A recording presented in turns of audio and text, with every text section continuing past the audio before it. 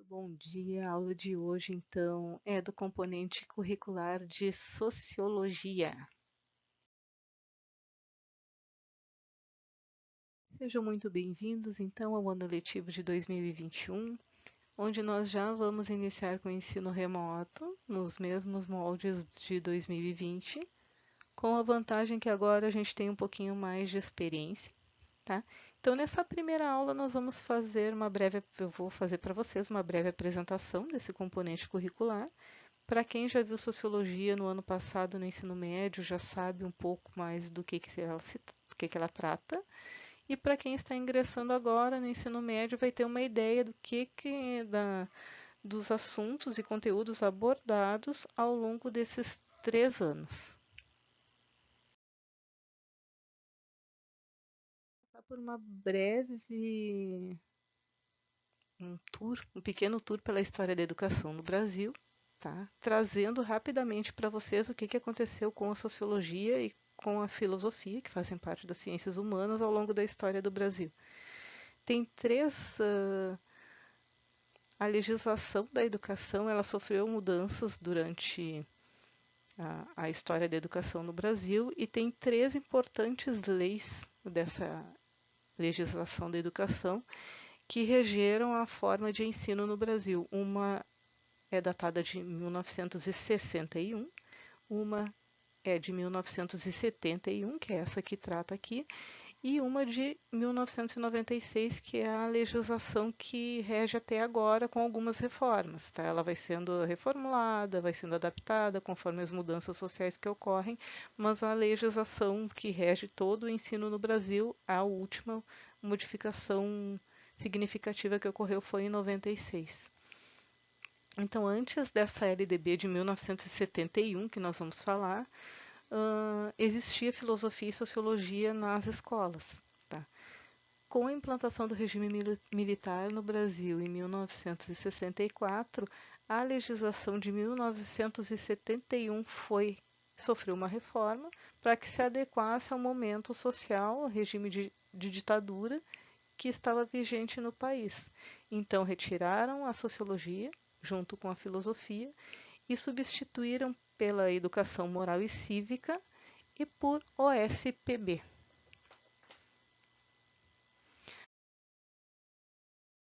Aí, após 40 anos de ausência da sociologia no currículo escolar, mesmo tendo a legislação mudada em 96, ela não foi reincluída. Tá? Ela ficou de fora desse currículo. Então, foi uma busca incessante dos sociólogos e dos defensores desse complemento de filosofia e sociologia dentro das ciências humanas para que ela fosse reincluída no currículo escolar. A partir de junho de 2008, foi a lei que regulamentou o retorno da sociologia, ela entrou novamente para o currículo escolar, sendo que ela passou a ser obrigatória nas escolas a partir de 2009.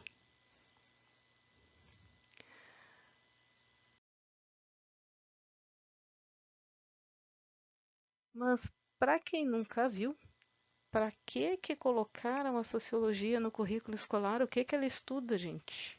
Eu não quero ser um sociólogo. No que esse componente curricular vai me ajudar? O que ele vai agregar na vida do estudante, na vida das pessoas, para ser tão importante e assim ter retornado ao currículo escolar? Vamos dar algumas pinceladas, então, no que a gente vê ao longo dos 3 anos do ensino médio no componente de sociologia.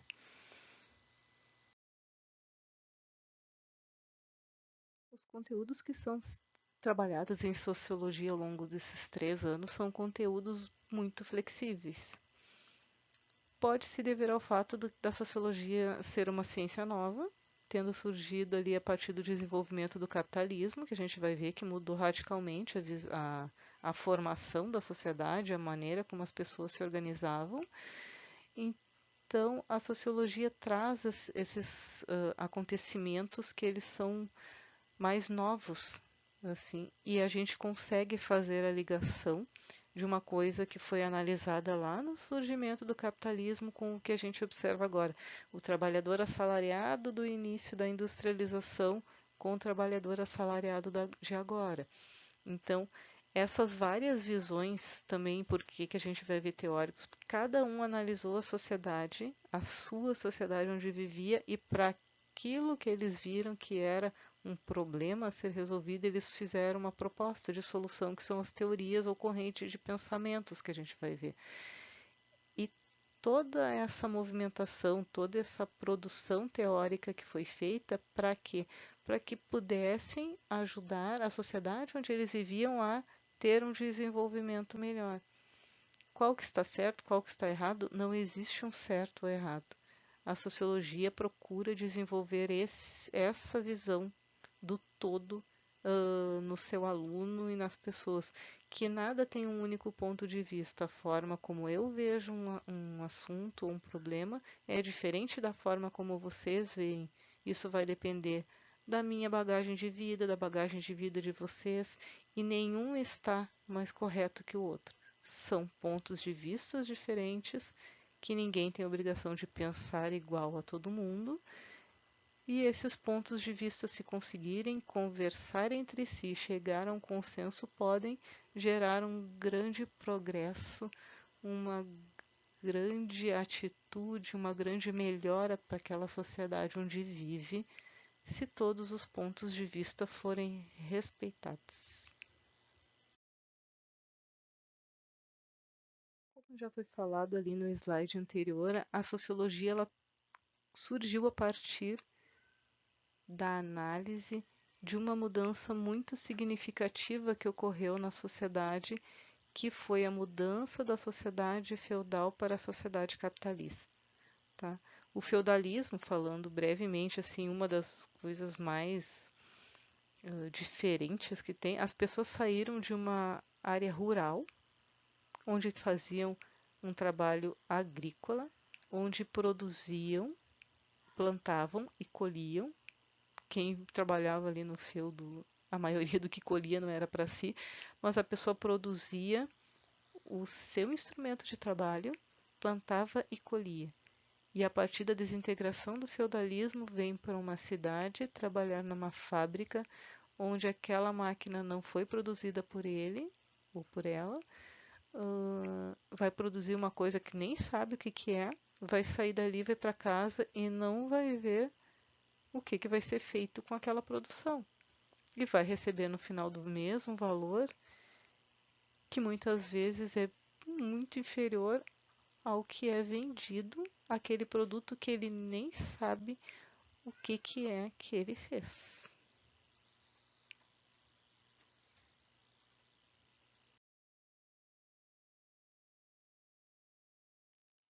Como toda casa tem que começar pelo seu alicerce, uma coisa muito importante que a gente precisa aprender em sociologia são os teóricos, que são a base, as primeiras pessoas, os primeiros pensadores que fizeram com que a sociologia tivesse esse cunho de ciência, as primeiras pessoas a falarem em sociologia. Então a gente começa sempre com teóricos. Os quatro principais é o Augusto Comte, que é considerado o pai da sociologia por ter sido o primeiro a falar em sociologia, a usar este termo sociologia para diferenciá-la das outras. O Émile Durkheim, que foi quem tirou a sociologia, quem deu à sociologia o status de ciência, o primeiro pensador a fazer uma pesquisa científica com método sociológico fundamentado. O Max Weber, que difere do pensamento do Émile Durkheim, que, segundo ele, o indivíduo, um pequeno grupo, consegue influenciar na sua sociedade para que ela melhore. O Durkheim já dizia, ele fala do fato social, que é uma coisa que ocorre em toda a sociedade ou na maior parte dela, que só ele tem uma força de mudar uma sociedade. O Weber já diz que ações sociais individuais também têm essa força. E o Marx faz uma análise da sociedade a partir do sistema de produção. Então, toda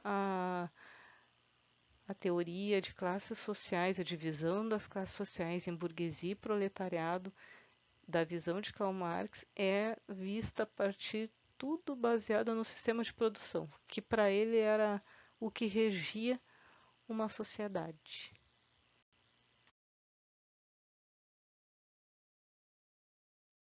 Então, nas atualidades e organizações que nós vimos em sociologia, vamos ver movimentos, estratificação social, mudança social e minorias sociais. Tá? Dentro dos movimentos sociais, as principais características para aprender a diferenciar o que é apenas uma passeata, apenas um protesto, que eles fazem parte de um movimento social, mas só isso não é um movimento social. Para ser considerado um movimento social, existem características bem importantes que devem ser avaliadas e consideradas, que, caso não existam, não classificam aquele protesto ou aquela passeata como um movimento.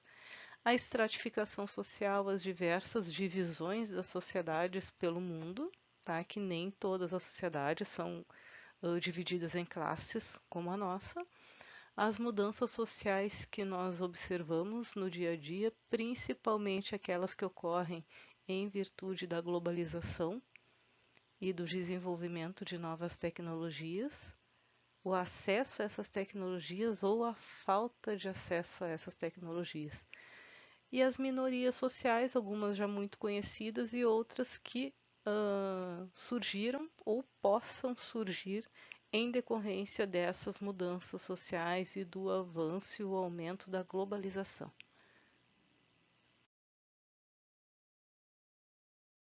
No mundo do trabalho, o que a gente vê? A configuração do trabalho, desde o surgimento dele, os primeiros trabalhadores que não eram assalariados, a primeira referência ao trabalho lá na Grécia Antiga. A gente vê a etimologia da palavra, de onde ela vem, como é que era o trabalho de escravidão e servidão, que tem diferença, e as mudanças muito rápidas que ocorreram, tá? Que hoje, atualmente, muita gente trabalhando em home office utiliza muito a comunicação em rede.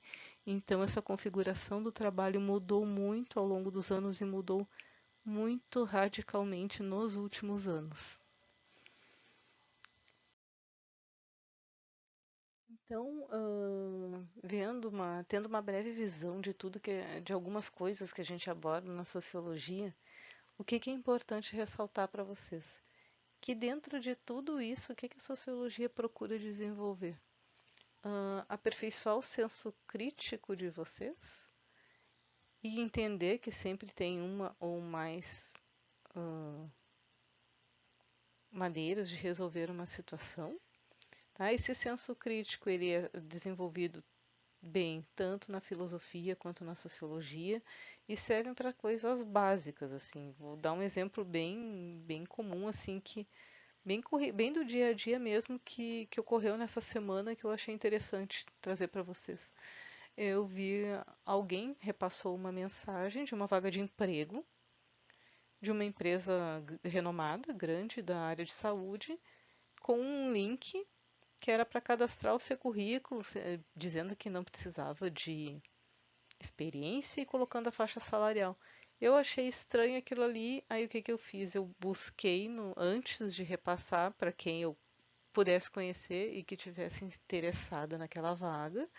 Eu entrei no site da empresa e de cara assim tinha um alerta de mensagens falsas e naqueles moldes ali, dizendo que não precisava de experiência, colocando a faixa salarial e um link para a pessoa acessar e a empresa alertando bem que ela que não era desta forma que ela fazia a seleção. Como eu sabia que não era, só se tem alguma coisa muito diferente, né? Mas realmente não era. Aí eu printei a tela do site e coloquei abaixo daquela mensagem ali do grupo que eu estava, informando que aquilo ali era uma fake news. Então, assim, esse senso crítico, esse feeling assim que as matérias das ciências humanas procuram desenvolver em você serve para coisas básicas do dia a dia e para situações mais complexas, assim, que vocês venham a precisar ao longo da vida de vocês.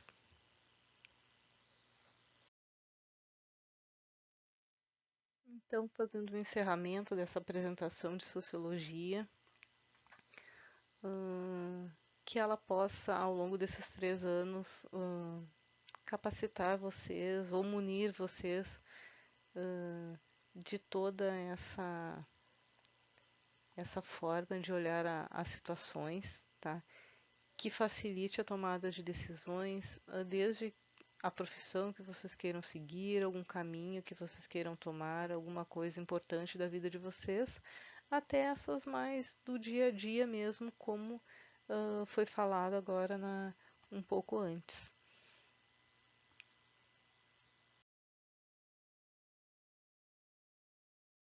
Tenhamos todos então um excelente 2021, com muita saúde, com muita perseverança, com muita compreensão e que, precisando de ajuda, vocês sabem com quem podem contar, entrem em contato com os professores, com a escola. Não desistam da vida escolar de vocês, porque isso tudo vai passar. E o dia que passar, vocês estarão prontos e com uma escolaridade, com um nível escolar concluído que vai facilitar bastante a vida de vocês. Não desistam, nós não desistimos de vocês. Um abraço e até o início da nossa ativação da nossa plataforma para que a gente faça as aulas no Meet e se conheçam melhor. Abraço a todos.